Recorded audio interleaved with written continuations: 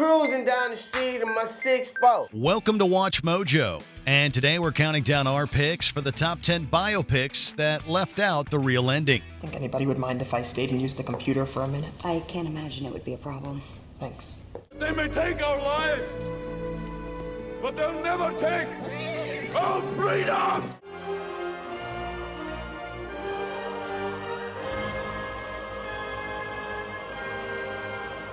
For this list, we'll be looking at various biopics or movies based on historic events that significantly altered or ignored the real ending. Would you have rather seen the real ending? Let us know in the comments below. Number 10, The Motorcycle Diaries. Based on the memoir of the same name, The Motorcycle Diaries concerns Ernesto Guevara's motorcycle trip across South America, in which he encounters various social and political injustices. Esos ojos tenían una expresión oscura y trágica. Nos contaron de unos compañeros que habían desaparecido en circunstancias misteriosas y que al parecer terminaron en alguna parte en el fondo del mar. A coming-of-age film, the events shaped Guevara's outlook and turn him into a political revolutionary. By its nature as a coming-of-age film, the movie leaves out most of Guevara's later life. Creo que esta es una buena ocasión para que Ernesto y Alberto sepan lo agradecidos que estamos con ustedes. He would later come to be known as Che Guevara, and he became a guerrilla leader who helped spearhead the Cuban Revolution of the 1950s. He later held several important positions within the new Cuban government, and his actions helped lead to the infamous Cuban Missile Crisis of 1962. He was eventually assassinated by Bolivian Army Sergeant Mario Terán, leaving behind a divisive legacy. Mira, todo este tiempo que pasamos en la ruta, sucedió algo. Algo que tengo que pensar por mucho tiempo. Number 9, Ray. Unlike many biopics, Ray ends in the middle of the story. The film spans from Ray Charles's childhood to 1979, ending the film on a redemptive note. We also offer Mr. Ray Charles a public apology and welcome him back home. Charles quits heroin, and the state of Georgia apologizes for their racist ideologies, turning Georgia on My Mind into their state song.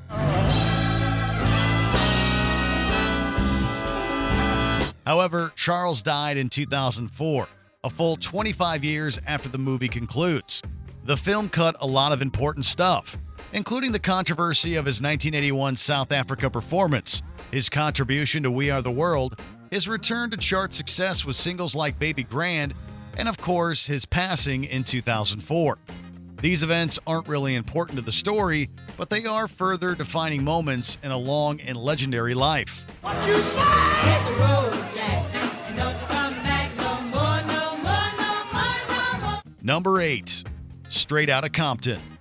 While this film mostly remains true to the real story, a few events were fabricated near the end to make for a more emotional conclusion. Rapper Eazy-E has died after a battle with AIDS.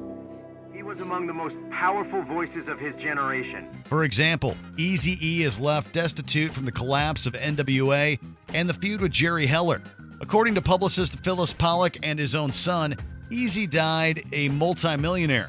And speaking of Eazy's death, the movie depicts him suffering a seizure and collapsing during the band's reunion, resulting in his HIV diagnosis.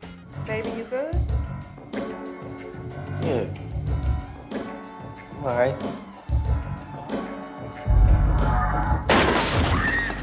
In reality, Eazy went to the hospital because of a persistent cough.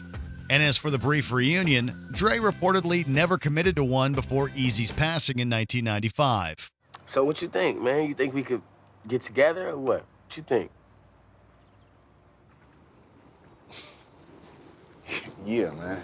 Number 7, Kinsey. This is a biopic of Alfred Kinsey, an academic sexologist who controversially studied sexual behavior. You've had absolutely no response during that time. It's like I'm dead down there. We went to the doctor, and he said there's nothing wrong.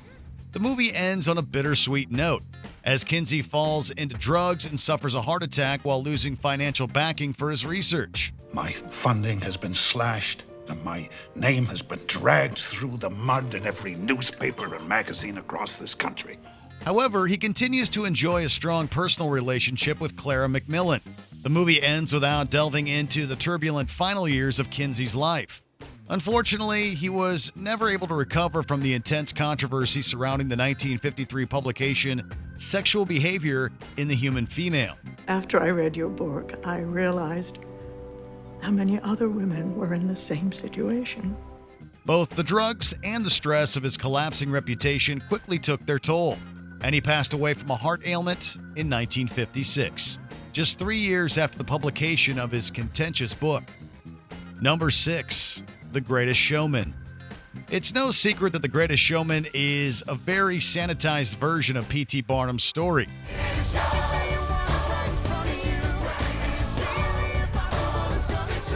The feel-good ending that sees Barnum reuniting with Charity was completely made up for the movie, as they remained happily married until her death in 1873. And they remained happily married because the real Jenny Lind did not have a romantic attraction to Barnum, and therefore did not kiss him on stage. Thank you.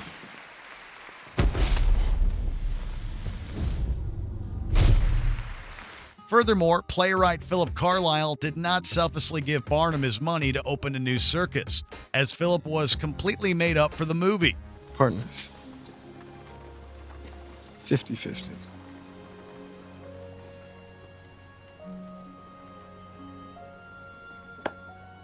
Following Charity's death, Barnum married a woman 40 years younger than him, and he eventually died of a stroke in 1891. Number 5. The Imitation Game.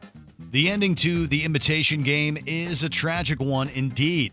Alan Turing is convicted of gross indecency and is both chemically castrated and forced to undergo hormonal therapy. The medication?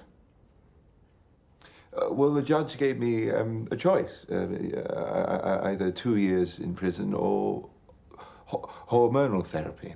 Oh, my God. This leaves him mentally devastated, and he takes his own life in 1954. However, this supposed fact has long been questioned. Turing reportedly had little problem with his hormone treatments, which greatly contrasts with his depressive state in the film. The world is an infinitely better place, precisely because you weren't.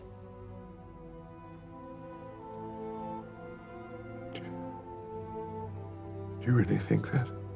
Furthermore, Turing expert Jack Copeland of the University of Canterbury posits that Turing's death was accidental, having inadvertently inhaled potassium cyanide while melting gold. But even this thesis has its detractors, including Turing biographer Andrew Hodges, who argues that Turing staged the scene to appear accidental in order to placate his mother. Unfortunately, the truth remains ambiguous.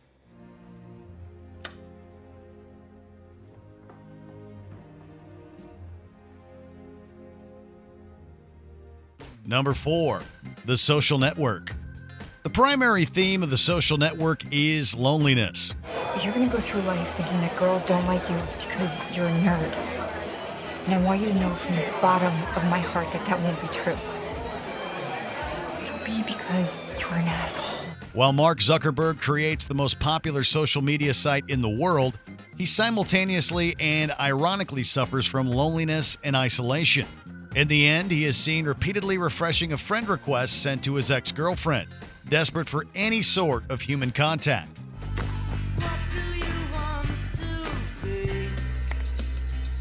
This makes for a great and meaningful ending, but it's totally fabricated for storytelling purposes. The real Zuckerberg has been with his now wife Priscilla Chan since 2003.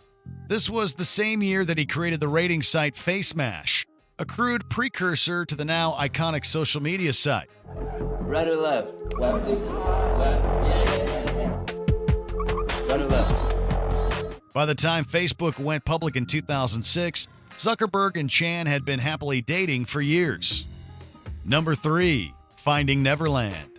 A beautiful movie about family, Finding Neverland follows a relationship between author J.M. Barrie and the Davies boys. George Llewellyn Davies shall test the very limits of the atmosphere using his tethered craft. Go on, boy.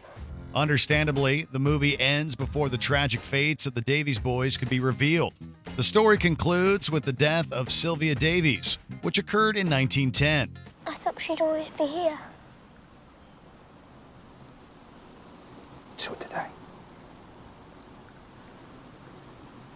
But in fact, she is. 5 years later, George was killed during World War I.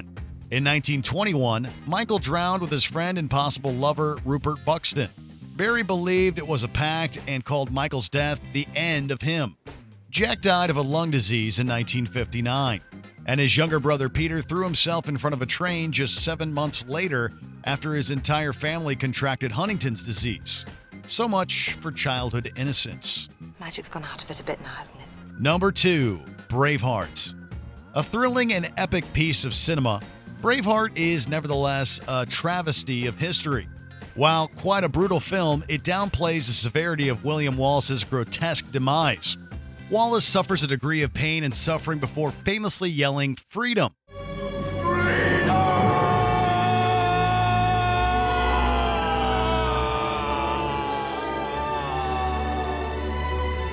And getting the axe. In reality, Wallace received a particularly hideous method of execution reserved for cases of high treason. Wallace was dragged naked through the streets of London before he was executed in Smithfield.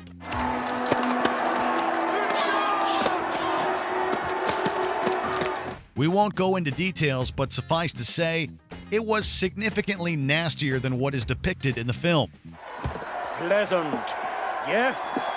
In a film known for its graphic violence, it's odd that they would soften the realities of Braveheart's demise. Before we continue, be sure to subscribe to our channel and ring the bell to get notified about our latest videos. You have the option to be notified for occasional videos or all of them. If you're on your phone, make sure you go into your settings and switch on notifications. Number 1, Pocahontas.